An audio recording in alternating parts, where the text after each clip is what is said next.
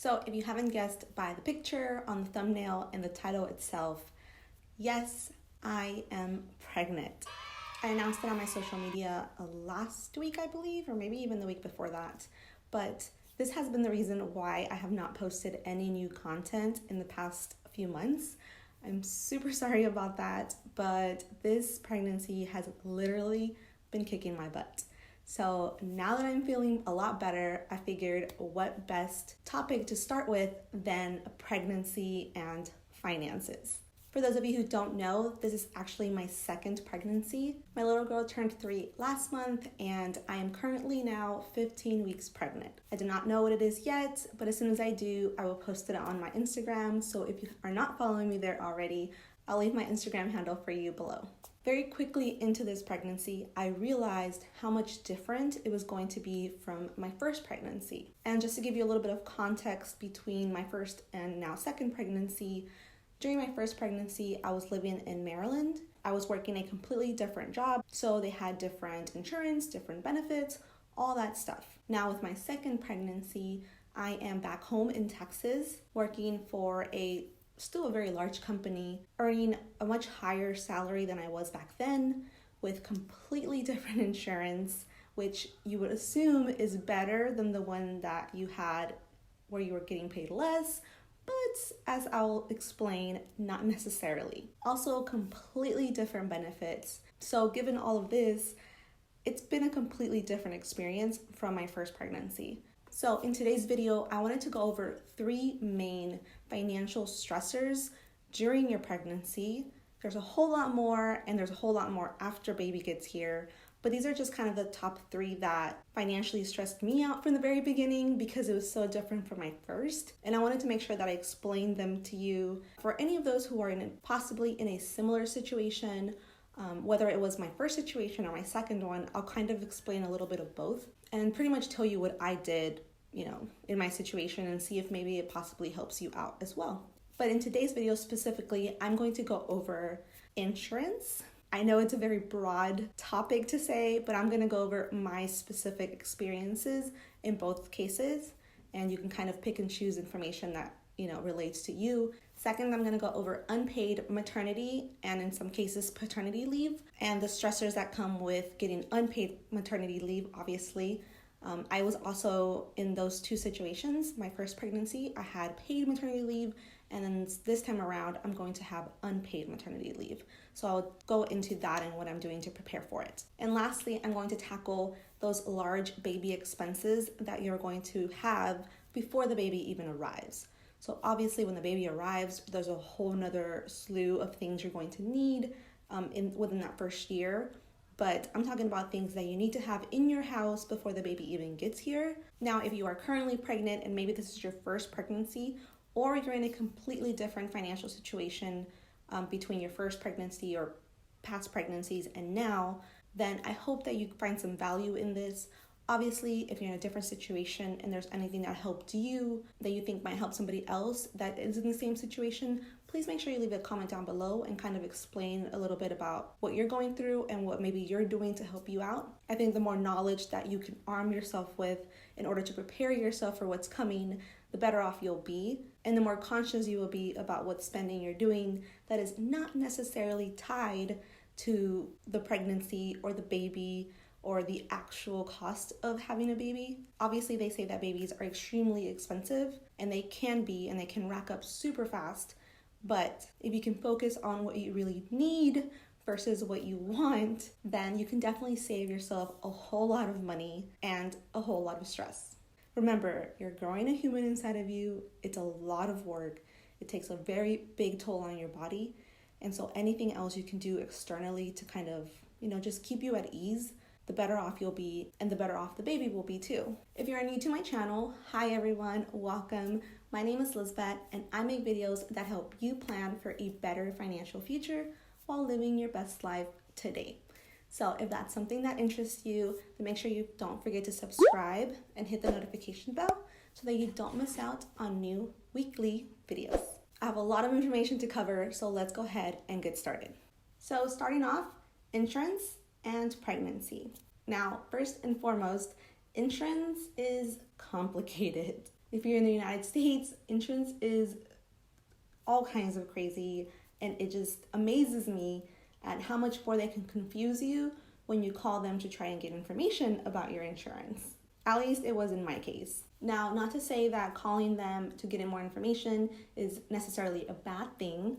I just hope that you get the right person to actually inform you correctly and give you as much information as possible. Another great resource is, of course, their website. Go in there, look at your plan specifically, and see everything, or try to find everything that relates to pregnancy and what your insurance covers. So let's go into the comparison. My first pregnancy, I was living in Maryland, and I don't know if it was my job at the time in particular or the type of insurance I had, but I don't remember it costed me very much, or at least I don't remember me stressing about how much it was going to cost me. I remember paying the visits, I think it was like maybe between $25 and $50 each visit, and other than that, that was about all I paid. Any labs that I got done, any of that was, not something that I paid out of pocket for.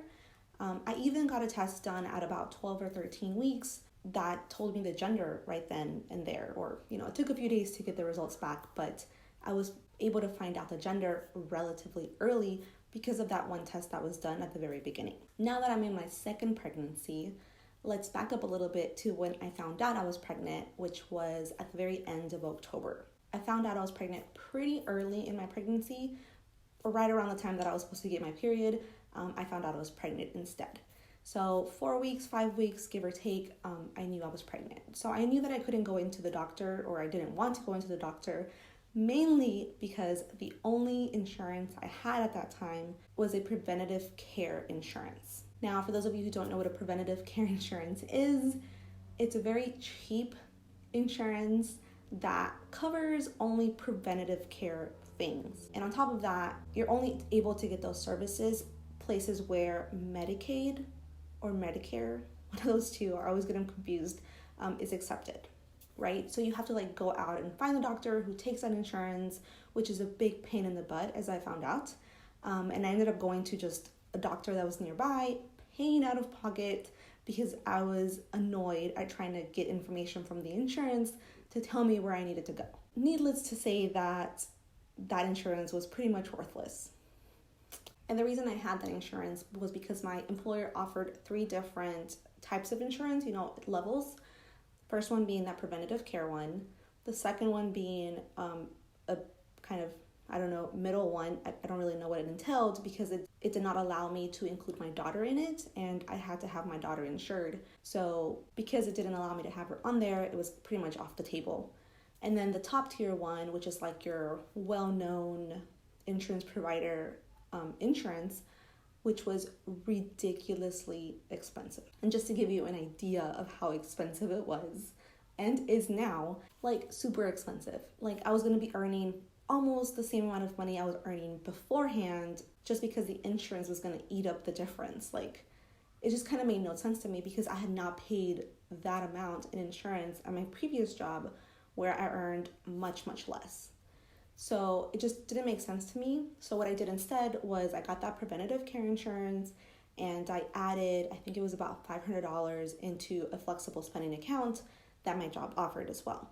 And I figured, worst case scenario, that'll cover anything aside from what preventative care insurance didn't. Obviously, that ended up being a total waste of money, and I did end up using that $500 because I went to an outside doctor that did not take my insurance just to get a checkup. So those $500 flew out of my account really quickly, and I realized that hopefully nothing worse happened during that time and the rest of the year. Not to say that the pregnancy was worse, but when I found out I was pregnant, it definitely raised concerns as to what in the world am I going to do when I need to go to the doctor. And I had to do some research to see how far I could keep off going to my first checkup because I did not know how much it was going to cost me out of pocket. So the first thing I ended up doing was checking to see if when open enrollment came around, I could change my insurance to the more expensive one without them excluding my pregnancy from being covered. You always hear the term pre-existing condition, and knowing insurance companies, I wanted to make sure that they weren't going to use my pregnancy and the fact that I was pregnant in October, pretty much November, as a pre-existing condition and not cover anything and having me end up paying all that money for nothing. So that was the first thing I needed to check before even open enrollment happened. I went online to see if it was not going to be counted as a pre-existing condition. And it turns out that as long as you are in a group insurance, which means that your employer employs, I believe it's more than 50 people and has a group insurance plan, then they are legally not allowed to use pregnancy as a pre-existing condition to not give you benefits. For those of you in the same situation, maybe you're watching this later on in the year or another year, at least for now, it is by law that if you are in a group insurance, you still can get coverage even if you're already, a few months into your pregnancy if you decide to change your insurance. However, if you are self-employed or have insurance, by yourself essentially because whatever reason, then you might want to give them a call or call the insurance that you want to get to see if they're going to take you as a client given your pregnancy, if they're actually going to cover you if you decide to change your insurance. So as far as that goes, I'm not exactly sure. You would have to call somebody and try to figure out the answer before you make any kind of moves with your insurance. So the main reason why I decided to switch my insurance instead of just paying out of pocket, because I seriously did consider that as well, due to the fact that the insurance is just so expensive. I ended up trying to look online to see an average about, how much it would cost me to have this baby and pay out of pocket, and compared it to how much I would be paying every month for the insurance. And the price was pretty close together. Obviously, the insurance total was a little bit less than my out-of-pocket total. And the overall factor for why I decided to still go with the insurance was because at the end of the day, you just don't know what could happen. And there's a cap to how much I can pay with the insurance.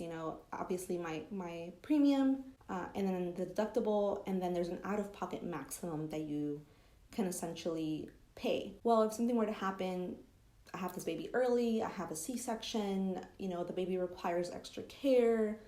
If anything like that were to happen, I know that there's a maximum amount of money that I can pay, and then after that, they will cover everything else. And I think that sense of security of knowing that if anything were to happen, at least there's a cap to how much money I'm going to end up paying, versus if I choose to just stick with out-of-pocket cost. Best case scenario, I pay everything out of pocket, everything goes great, and I only pay, about the amount of money that I would have paid with my insurance. But if something goes wrong, then I'm kind of in a lot of trouble because that's still money that would have to come out of my pocket and or eventually get paid down the road without any kind of maximum. I erred in the side of caution and just got the insurance just in case anything were to have happened.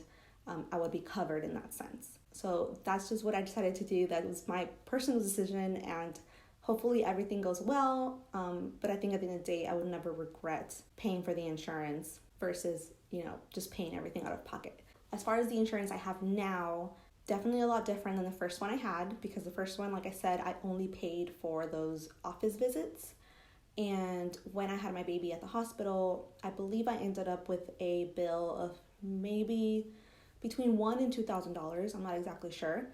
And a friend of mine actually suggested that I apply for this program that Maryland had based off my income and expenses. And they would see if I qualified for them to cover the rest of what that insurance didn't cover.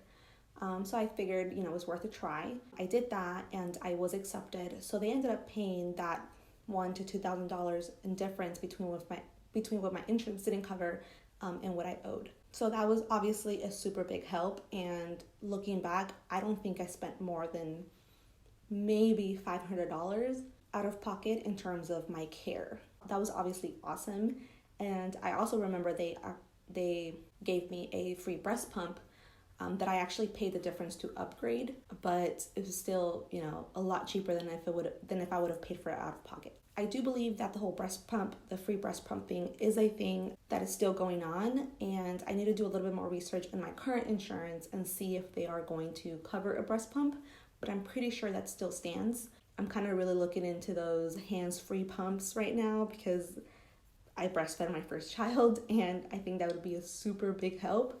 So if they don't offer that, or they don't even have that, it's like me paying the difference option, it's gonna be tough. I'm still going to want that other pump. So maybe I'll, add it to my baby registry or something. I don't know, but once you've breastfed, you'll get it. Also, something else to note is that if your job offers a flexible spending account alongside with your insurance, it might be a great idea for you to go ahead and max it out if you're in that open enrollment period, which is what I ended up doing. The limit that I had to max out was $2,570. I'm not sure if that is related to my income or the job itself or just a government max, but that was what I had. And so I maxed it out, which means that I pretty much pay the $2,570 throughout the year, but that money is available to me at the very beginning of the year. So right now I have a card that has $2,570 available for me to use on healthcare expenses.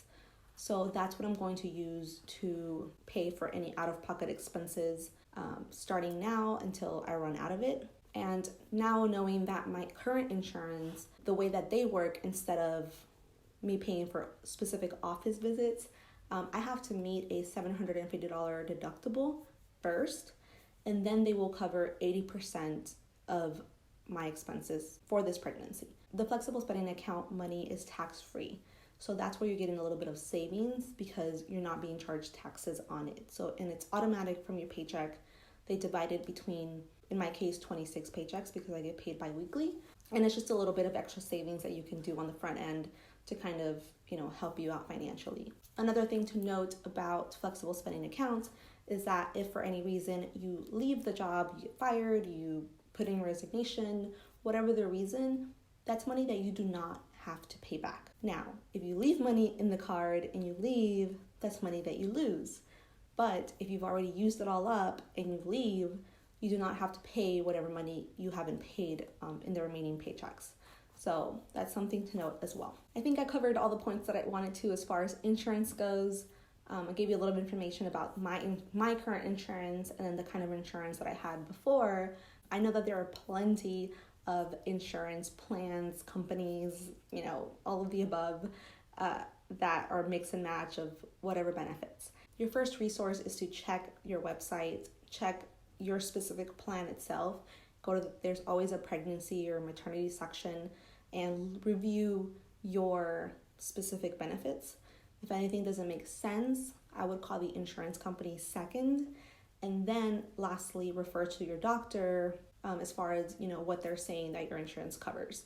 I found that secretary or like the receptionist person at my doctor's office was very insightful as far as my benefits goes.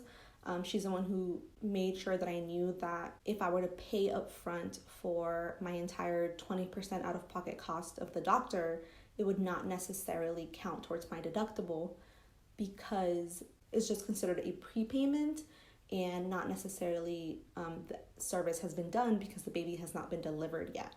So I don't know if that makes sense, but at the time I was completely unaware that that was the situation. And so I was glad that she shed that light on there for me to make sure that if I were to get any other kind of labs or anything, I was still going to have to pay out of pocket until I met that $750 deductible. So it's just something to note. Those are kind of your three main resources as far as finding out exactly what your insurance covers, because the more informed you are about your insurance, the better off you'll feel as far as how much money exactly are you going to end up paying out of pocket. And the better you know exactly how much you're going to pay out of pocket, the better you can prepare for those expenses ahead of time. Okay, next up is unpaid maternity or even paternity leave. Now, if you're from the United States, then you might have heard of FMLA leave. What it is a law that says that a company has to give you 3 months or 12 weeks of unpaid leave if you were to have a baby. And I think it actually goes more into any kind of short-term disability, not necessarily pregnancy related, but you do fall under that short-term disability when it comes to you having a baby. So that guarantees your job and your position in a sense. It doesn't have to be the exact position, but it has to be similar for at least 12 weeks. No job is required to pay you for FMLA leave. It is completely a business decision. So obviously the first thing that you want to do when you find out you're pregnant is look into your benefits package or go to your HR department and ask them directly what kind of maternity leave they offer. So in my case, my first pregnancy, back when I was living in Maryland, working in a bank, they offered great maternity leave benefits.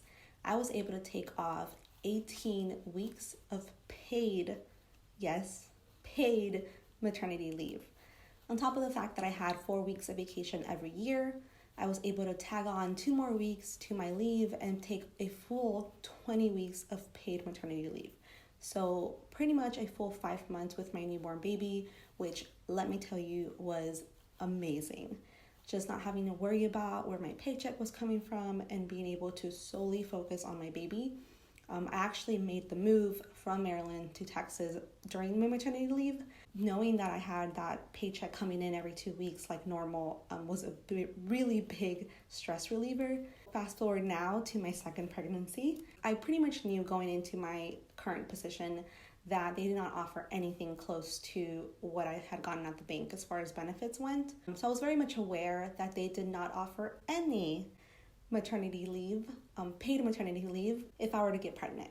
So I knew right off the bat when I found out I was pregnant that I was not going to have any kind of paid maternity leave. And that was kind of one of the things that started rolling as far as preparing for when that time came. So although I was in I'm not gonna say bigger company, but definitely still a large company, and I was getting paid almost 60% more than I was getting paid in my previous job. The benefits were pretty bad, or I guess I would say are pretty bad compared to the banking industry. And I think that's pretty standard. Banking industry has pretty good benefits, and obviously this is not even a public company, so vacation is less, paid maternity leave is non-existent. So I had to kind of really start figuring out how I was going to make it work. And yes, the fact that I took off 5 months with my first pregnancy and the idea of taking anything less than 5 months with this baby, it really frightened me. I did not want to think about me not being able to spend that amount of time with my new baby just for the simple fact that they weren't going to pay me. Obviously, that adds another level of stress as far as like my bills still need to get paid. But thankfully, when it came to moving from my first job to my second job, I did not have much of what they would call lifestyle inflation because of my increase in pay. Mainly because I was really living very frugally with my past job because I was a single mom at the time as well. So now that I'm not a single mom anymore necessarily, I have a partner. We share a lot of the expenses, and he does get paid a little bit more than I do. So he pretty much covers about 60% and I cover 40%. And with the remaining, I was able to pay down some of my debt.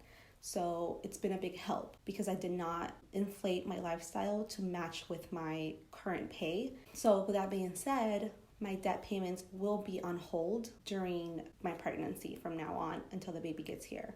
Because any extra money that I had to go towards debt, I'm now putting it into a baby fund to cover my expenses for when I am no longer working, in order to make sure that I can take off that amount of time with my new baby and not feel like I have to go back to work within 6 weeks or even 3 months. This is definitely where a budget comes in. Now, obviously my channel is made up of budget videos and how I budget with credit cards, and everything like that. So I'm obviously going to bring up the fact that you need a budget. But even more so when it comes to any kind of unpaid maternity or paternity leave, if you want your partner to spend time with the baby as well and not have to be forced to go back to work right away. We are very blessed in the sense that my partner has a lot of accrued PTO time to his name, so he can take off, I think, the 5 months that I essentially would want to take off for himself if he really wanted to. I don't think that's going to happen, but it's there if we need him to, and it's a very big sigh of relief that he has that opportunity. Obviously, it came down to me and how much of time I wanted to take off, and he understands my desire to stay with my baby longer than 3 months. And he's all for it. He is willing to work extra shifts, work extra hours if he needs to save up the money so that financially speaking, our bills will be covered if I were to take up that amount of time. Obviously, this means that FMLA will not be in place in a sense, so that if I pass those 3 months, they are not legally obligated to keep my job available to me. So that I could get fired, I could just be told, hey, don't worry, don't come back. Any of those things can happen, and I'm actually completely okay with that. I think that's the fact that I'm not very attached to my job. It's not a job that I see myself doing for a long period of time. And I'm very confident in my ability of finding a new job after I take my leave that I choose to take. That's very well an option for me at the moment. And that is only available to me or possibilities because I am planning for it accordingly. I have monthly goals as far as how much I want to save up. I revisited my budget, see where I could cut more money from so that I have a specific number that I need monthly in order to be able to afford all my monthly payments. Obviously, spending money and stuff like that kind of goes out the window. I'll be a little too preoccupied with my new baby, but obviously there's a small budget for baby expenses because those are there when the baby gets here. So all that is being taken into account when it comes to how much money, realistically speaking, I need to live off of, and my partner and I are coming together to make sure that we have that money set aside for me to be able to take as much time as I want to take off, because I want to make sure I'm there not only for the new baby but for my daughter too, so that she's not feeling left out in any kind of way. And so if I can take that amount of time off for both of them, then it will make me feel a whole lot better and like I'm really being present for them. And I think it'll just kind of be a lot smoother for everybody. It's not ideal, obviously. I would much prefer paid time off, but this is where we're at. And at least we have a very strict and planned out way of how I'm still going to be able to really, take that time for them and be able to bond with the new baby and for my daughter to bond with the new baby. So I'm excited either way.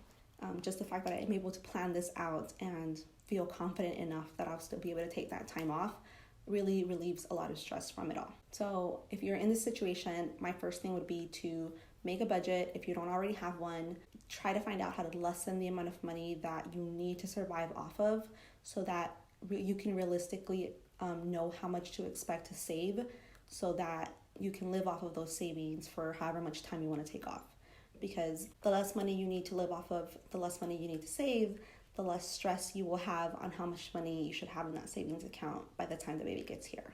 Okay, and lastly, I want to cover big ticket expenses related to pregnancy. This doesn't mean just related to the act of being pregnant, but things you will need before the baby even arrives.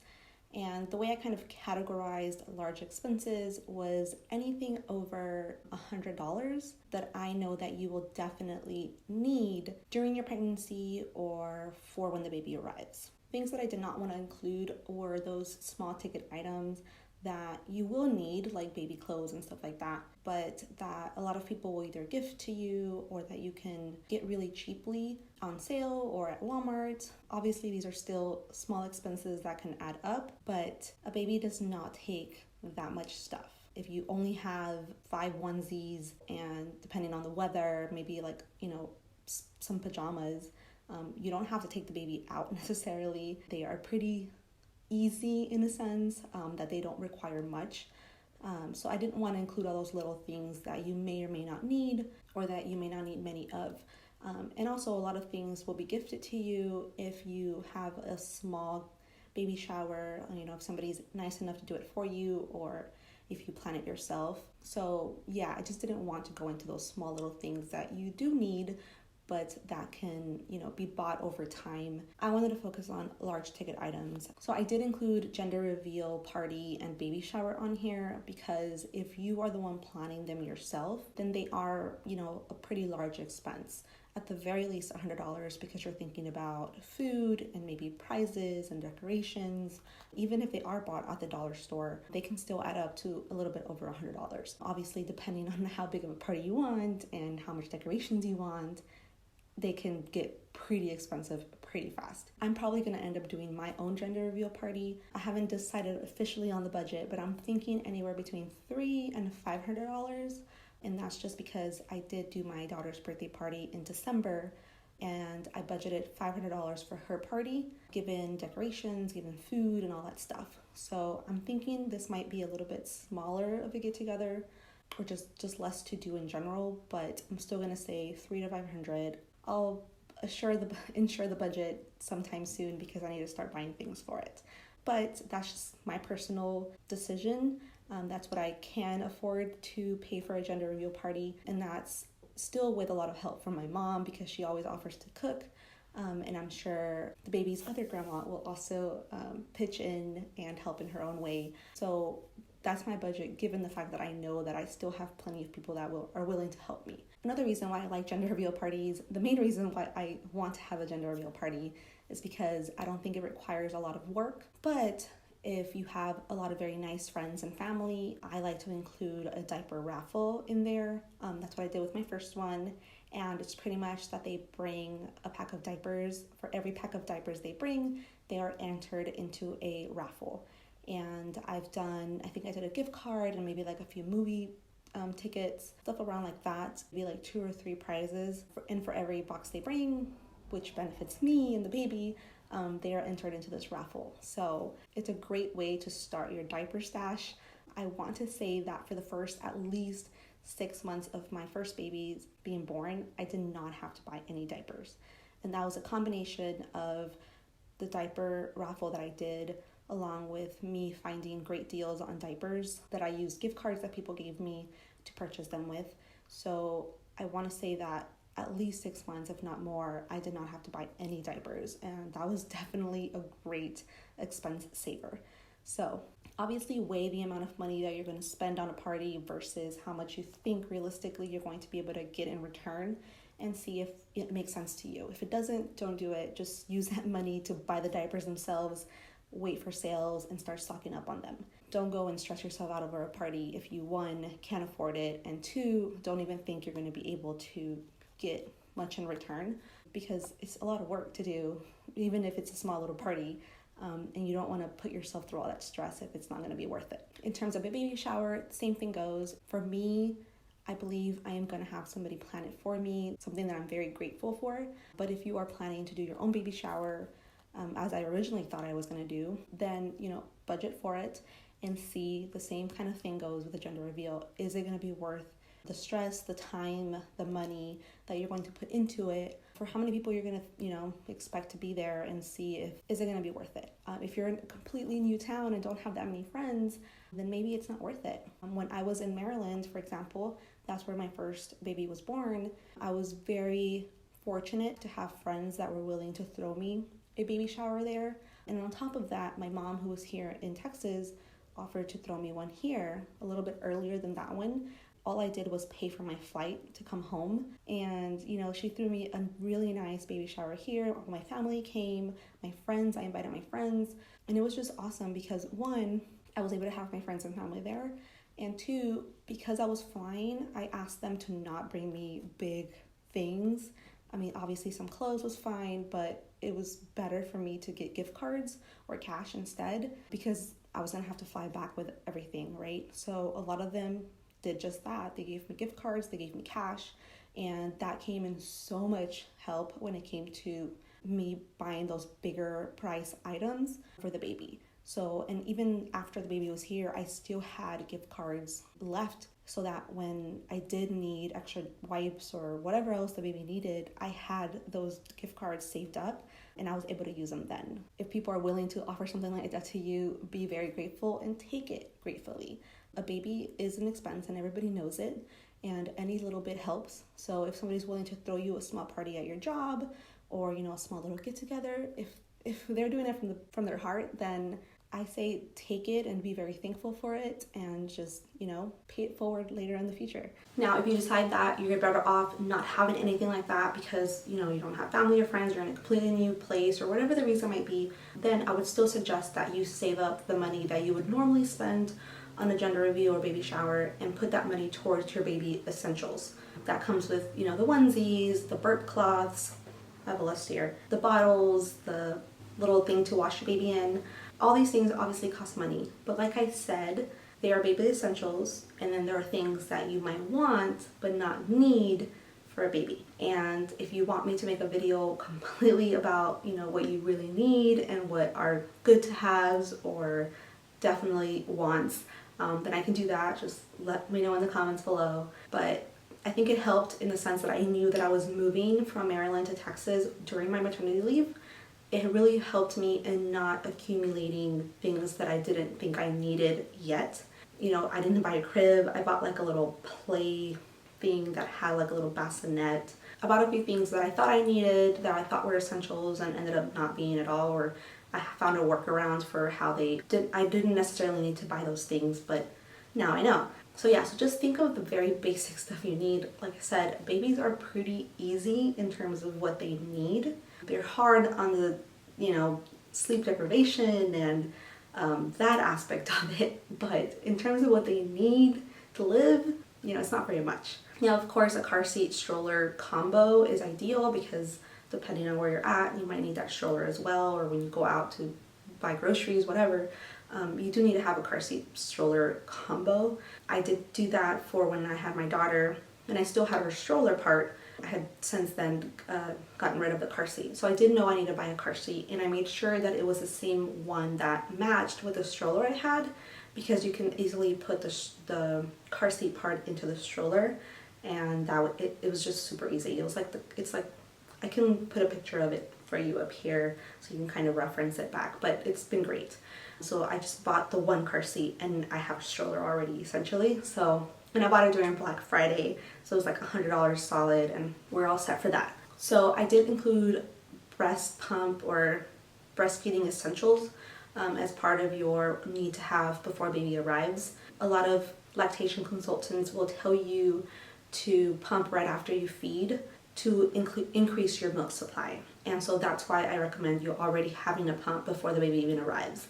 So even if you plan on breastfeeding and staying home, if you want to increase your breast milk supply, or, you know, have a stash set aside, then you're going to need a breast pump right away. Now, if you think that you might have any kind of issues, and even if you don't think you're going to have any kind of issues, what I did when I signed up for all the baby registries there were, is they always gave me some kind of formula packets, so like samples, and I collected those because I thought, worst case scenario, if I can't breastfeed, I have those as backup to at least get me started. And that was kind of my plan. So I had all of these formula samples when I first had my baby. Thankfully, I did not need to use them, and I ended up giving them away to somebody else who could. So just make sure that you're aware that you could possibly end up needing formula, and try to stock up in any kind of way you can. I don't recommend you going out and buying some because, you know, you don't know if you're going to need it. But accumulating samples and stuff like that, maybe having some friends and family also sign up for them to send them samples, and you kind of collecting them all, might be a good idea to just kind of have a small stash in case you need it. But I also recommend you having that breast pump ready to go if you're wanting to breastfeed as well, because you're going to really use it, and especially if you're going to go back to work, start creating a stash as soon as possible. So you're not only going to need that breast pump, but you're also going to need the bags to keep them frozen and all that stuff. So just look into exactly what you need, not want, and try to have that already on hand, ready to go. Bassinet or crib, just depending on where you're at. Keep in mind that you do not, guys, and I know that watching those nursery videos are so damn adorable. I know. I have an extra bedroom in our place that essentially we could turn into a nursery if we really wanted to, but the baby has to be with you or pretty close to you within those first 6 months to a year. I don't know the exact term of time that they have to be nearby. And especially if you're a first-time mom, I don't know, you're not going to want to have them super far away. Our house is set up where it's 2 bedrooms on one side, and then the master bedroom is like on the other side. It's not a big house, but you know, it's set up that way. And I can't imagine having my baby all that far away. So our plan is just to add the crib into our room, especially because I plan on breastfeeding again. I'm not going to want to have to go back and forth in the house. No, it's not going to happen. So the baby's going to be in the room, not on the bed, in the room though. And so why plan to decorate a whole room into a nursery when the baby's not even going to be in there 6 months to a year? Like, I don't know. I love watching the nursery video tours, but to me, it just doesn't make any sense. And so don't go out and spend all that money redecorating a room when you don't need it yet. Obviously, later on, they grow up. Yes, they'll need their own room. Then you spend the money, but not right off the bat. So those are my 2 cents on that. And the last large expense that I put was a starter stash of diapers, which kind of goes back to the gender reveal, baby shower kind of thing. If you don't end up having those things, then you want to have a starter stash of diapers, wipes, diaper cream, and all that goes with that. Shower essentials, obviously. But diapers is a big thing. And because they go through them super fast, sometimes you feel like you don't have enough time to go out and buy more. Obviously now with Amazon Prime and everything, it's very doable. But in case you don't want to pay for a Prime membership, or you're just not into that, well, you're going to have to get up and go buy the diapers yourself. And if you just have a starter stash of newborn, more like size 1 diapers, you'll be set for a while until you're up and feeling like going out and about and going and buying more diapers. And I say they're probably over $100 because if you can get yourself a $100 stash of diapers, then you'll be set for a little bit. So that's why I put them under the big ticket item category versus just like your normal essential stuff, because you need a starter stash. Like I said, I'm planning on hopefully having all of them, as many diapers as I can, so that I don't have to worry about paying full price for them, because I don't feel like paying full price for them, but that's just what my plan is. Okay, so there you have it. Those are my top 3 financial stressors when it comes to pregnancy itself. Like I said, if you want me to make a video all about financial stressors when the baby's actually here, because just get ready, you're just going to be in stress all the time because of a new baby. That's one of the things that people did not tell me, is how much more stressed and scared you are about the world itself because now your baby's in it, when I first became a mom. So I'm giving you that warning. Everything's going to stress you out, but if there's a way for you to kind of prepare yourself, then, it helps with the stress a little bit.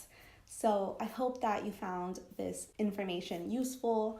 Like I said, if you have anything that you wanted to add that maybe you're in a situation that could benefit somebody else, then feel free to leave me a comment down below so that everybody else can see it. I believe in helping each other out and kind of saying, hey, this is how it looks like for me and this is what I'm doing about it that could help you possibly. So that's kind of what I wanted to make sure that I included, was what's my situation like and what am I going to do to prepare to lessen the stress of my situation. And everybody's in different situations. Everybody makes different decisions. At the end of the day, as long as you can live with your own decision, financially speaking, do what you have to do. Do what you want to do. Obviously, I talked a lot about needs and not wants when it comes to a baby. But there are certain things that, you might want and you really want. And this might be your only pregnancy, or, maybe you had a hard time getting pregnant to begin with and you want to make sure that you enjoy it to the fullest extent. I completely agree. Like I said, it is your decision. It is your life. It is your baby. You're going to do what you want to do with your life, right? And I'm just here to give you my point of view on things and not to tell you what to do. So please don't assume that I'm telling you what to do if you're in the same situation as I am, because that is not the case at all. I just want to give you my experience and what I'm doing about it, and hopefully it kind of helps you in some way, shape, or form. With that being said, thank you so much for watching. If you are not following me on my Instagram or Facebook page, I'll leave those for you here. I share a lot more of my daily life or like small little tidbits of information throughout the week, and I'm doing my bump updates there every Saturday, I believe. So, feel free to follow along and see how this baby grows.